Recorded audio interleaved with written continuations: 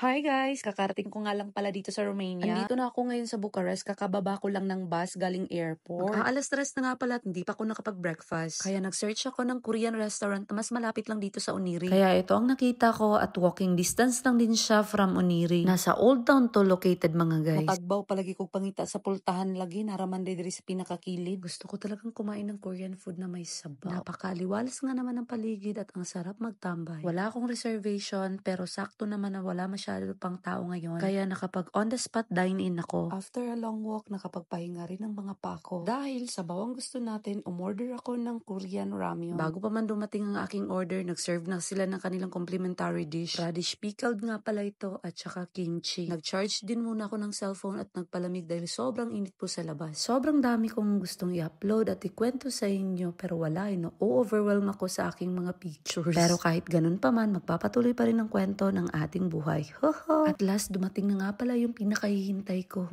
Kalami sa sabaw bisag perting inita. Hindi nga lang pala ramyun siniserve nila dito. Meron silang unlimited na shabu-shabu dito, barbecue, mga bibimbap, meals for 2 people, for 1 person, meals for group. Alam nyo ba dito sa Romania mga guys, mura lang talaga yung cost of living. Kung sa food naman, masasabi kong mura lang din mga guys compared naman sa iba. At saka every time na gumastos ka, wag mo na siyang i-convert into peso mga guys. Naman, hindi ka manghihinayang sa pera mo. Kasi if we earn dollar, we spend dollar, ganun din yun. Kung sa Pilipinas naman, masasabi mong mura pero nag-earn tayo ng peso. Masasabi ko pa nga na mas mahal pa sa Pilipinas. Alam nyo ba guys na mas mura magbakasyon sa ibang bansa kaysa Pilipinas? Kasi sa Pilipinas, pag magbabakasyon ka, peperahan ka talaga ng destination mo. Hindi ko naman sinabi na hindi tayo gagastos pag magbakasyon. Ang sa akin lang, masasabi ko na mas mura pa rin sa ibang bansa. Bill out na tayo at uuwi na ako sa aming probinsya. Bye!